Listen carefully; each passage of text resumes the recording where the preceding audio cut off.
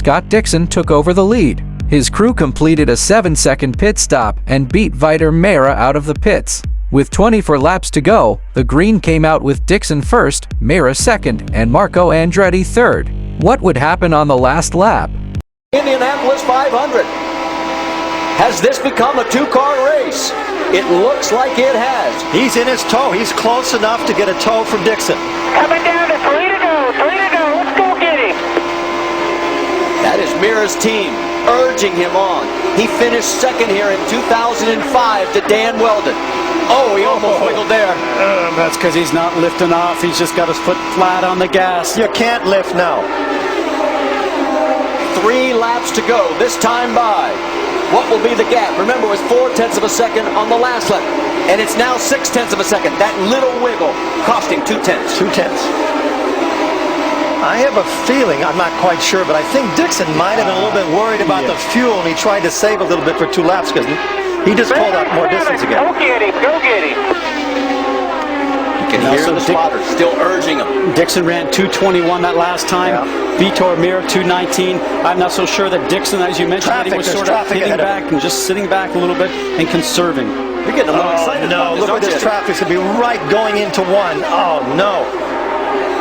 You've got 2 laps remaining in the Indianapolis 500. Get out of the way. Dixon has got traffic. He makes it. He gets through. That's it. If he has another problem, he's won the 500. Go by. Meira clears. But now there's going to be more lap traffic. Get out of the way. To the white, Vitor. Coming for the white. Get out of the way. A lot of the drivers have pulled off the racetrack, but this one decides to stay on, but he does get past cleanly. That was John Andretti, gave him plenty of room.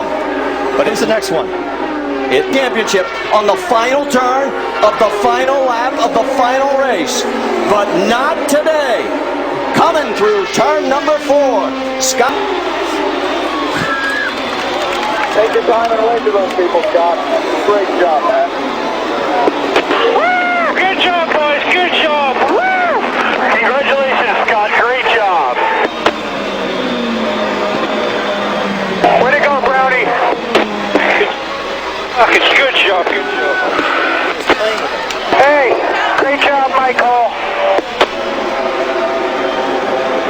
The largest purse here in the history of the Indianapolis Motor Speedway, $2.5 million plus awards. And guys, for the 8th time in his career and 2nd time here at Indianapolis, Vitor Meira finishes 2nd. Danica Patrick waves to the crowd as she heads back. For the first time in 4 efforts here at Indianapolis, does not finish the race. And it'll have to wait till next year. The 19th driver to win from the pole position in 92 runnings of this event. His name is Scott Dixon. It has been a perfect month for him in the eye of the perfect storm.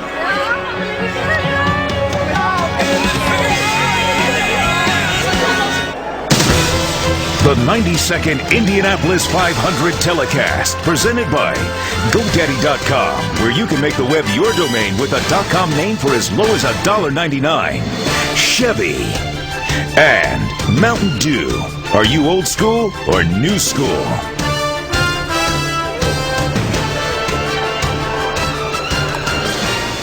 Wife Emma is trying to get to victory lane. Remember, their pit was all the way down at pit out, and she is bolting because she wants to be there to give her husband, Scott Dixon, a big hug, and I guarantee you a very big kiss. And wow, what a performance by the Iceman. 2nd outright win for Chip Ganassi as an owner. He co-owned the 1989 winner of Emerson Fittipaldi with Pat Patrick, and here he comes, Jackaroo. Scott Dixon does the clean sweep and wins the Indianapolis 500. Scott, getting the congratulations of his crew. Scott, this is emblematic of victory in Indianapolis. Congratulations. No longer can they call you the Iceman. No longer can you call you the Iceman. Congratulations, that was a brilliant run. What a day, man. I just couldn't believe it. It was, you know, you just thought something was going to go wrong. Come here. Come here, Emma. We did it, we... Gotta thank my wife for sure. She's definitely helped me a lot this month and put up with my moods. But what a day! You know, we seem to have a good car, and we just had to hold on to it and you know, try and stay in front of those cars on the restarts. You know, just a sitting duck. But so many yellows today, it's really hard to get into a rhythm. Let's talk for a moment, though, about the course of the race. For a while there, it looked like it was easy for you, and then Chip Ganassi comes to congratulate. Good, thanks, man. That was huge. Good job. Thanks, man. But then all of a sudden, it was a situation where you had to kind of back off and let other people lead. Conserving fuel? I was trying to save fuel. I was just trying to see how the car was in traffic. We were trying to work on it the whole time. I think our car actually had a little bit too much drag in it. But, you know, coming towards the end, as long as we got a good jump on those guys, I don't think they were going to get past us. But the Target guys did a fantastic job. All the Target people here, everybody that came out today, thank you very much. It was fantastic. One final thing. You got to go face out here. No longer can we call you the Iceman, my friend. It's time to call you the Milkman. Here. Right here, Scott.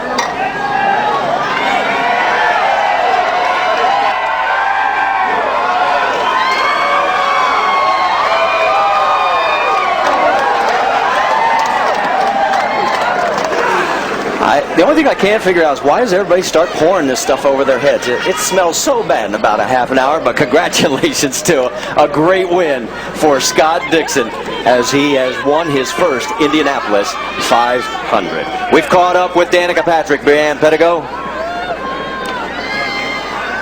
Danica, we saw what happened in the pits. From your perspective, tell us what happened. Well, you know, I just was going down pit lane, and as people pull out of their pit boxes, you're in the outside lane, and they have to wait until they can blend in. And from what I know, it looked like it was pretty obvious what happened. And you know, what are you going to do? The guys worked so hard today, and you know, we worked hard in and out of the car all month, and you know, unfortunately, we just we didn't get to show for it in the end. But you know, congrats to Dixon. He was strong all month, and he deserves it. You didn't get a chance to talk to Ryan on the track. You were pulled away. What do you want to tell him? It's probably best I didn't get down there anyway, isn't it? Thanks. So Danica Patrick with the fire that burns inside her, and she doesn't pull any punches. Remember last year she went toe-to-toe with Dan Weldon in Milwaukee. Let's check in now with Vince Welch with Marco Andretti. A very disappointed Marco Andretti despite a third-place finish. Marco, why are you so upset? No, because in hindsight, it's easy to point out mistakes in the race, you know, and I think as a team, we did an awesome job. I think all month, if you ask me, I think the Indiana Jones car was one of the ones to beat the entire month, you know. So I think it was a team decision to do what we did, and okay, we missed, but we messed up as a team. We finished third. We got good points. Let's move on. Is the team, when you talk about the decision, are you talking about the rear wing decision to change the trim out the car on that last pit stop? Yeah, copy. But that's the thing, is you know, it's easier said than done afterwards. You know, during, it's a team decision. If you mess up, you mess up. You know, so I think you know, got good points. What are we gonna do? What happened with the Tony Kanaan incident? The way I saw it, I had an awesome run, and I just got to the inside. I thought I had him cleared, and I stayed as low as I possibly could, and maybe I dive bombed him too late. I don't know. I'll have to look at the tape. If so, I completely apologize. I still apologize because you don't want that to ever happen.